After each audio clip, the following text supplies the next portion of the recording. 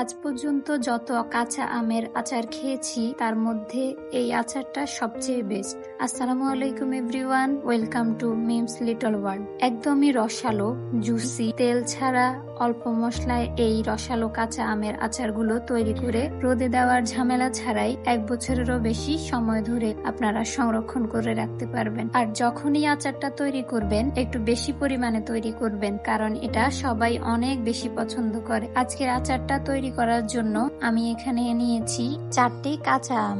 আমগুলোর খোসা ছাড়িয়ে পানি দিয়ে ধুয়ে পরিষ্কার করে নিয়েছি। এবার প্রতিটি আমকে মাঝখান থেকে কেটে দুভাগ করে নিব। এবার একটা করে আমের টুকরা নিব আর নাইফের সাহায্যে চিকন চিকন করে এরকম দাগ কেটে নিব। এভাবে আমটাকে কেটে নিলে চিনির শিরাটা, লবণ, মশলা ভালো করে ঢুকবে। আমটা অনেক বেশি সফট আর জুসি হবে। এই আচার তৈরি করার জন্য আটি বা বীজ আছে এমন আম নিতে হবে। দিয়ে দিব 1 চা চামচ লবণ। এবার আমি এখানে দিয়ে দিব 1 কাপ চিনি। এরপর এখানে দিয়ে দিব 1/4 কাপ হোয়াইট ভিনেগার বা সাদা সিরকা। সিরকাটা দেওয়ার ফলে আচারটা 1 বছরেরও বেশি সময় ধরে একদমই ভালো থাকবে। এবার আমের সাথে সবগুলো উপকরণ খুব ভালো করে মিশিয়ে নিতে হবে। চিনিটা গলে যাওয়া পর্যন্ত কিছুক্ষণের জন্য রেস্টে রেখে দিব। লবণ, চিনি আর সিরকার মধ্যে ভিজিয়ে রাখার কারণে এই আমগুলো একটু টাইট হবে। এতে করে জাল করার সময় আমগুলো ভেঙে যাবে না। এবার চিনির পানিগুলো সহ এই আমগুলোকে আমি একটি প্যানে নিয়ে নিব।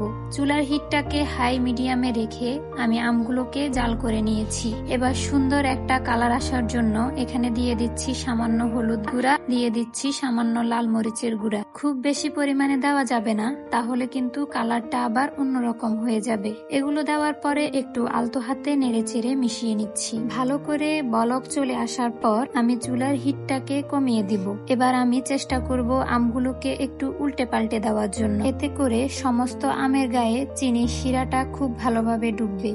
আমগুলো এখন এত বেশি সফট হয়ে আছে, অল্প একটু চামচ লাগলেই ভেঙে যাবে। তাই উল্টে পাল্টে দেওয়ার কাজ কিন্তু একদমই সাবধানে করতে হবে। এরপর আমি এখানে দিয়ে দিব 5 ফোড়ন মশলা গুঁড়ো 1 চা চামচ। মশলাটা দেওয়ার পর আবারও একটু উল্টে পাল্টে মিশিয়ে নিচ্ছি।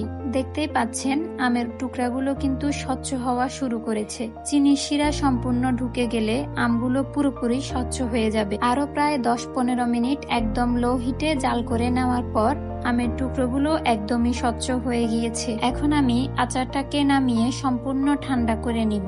একটা আচার আমি আপনাদেরকে দেখিয়ে দিচ্ছি।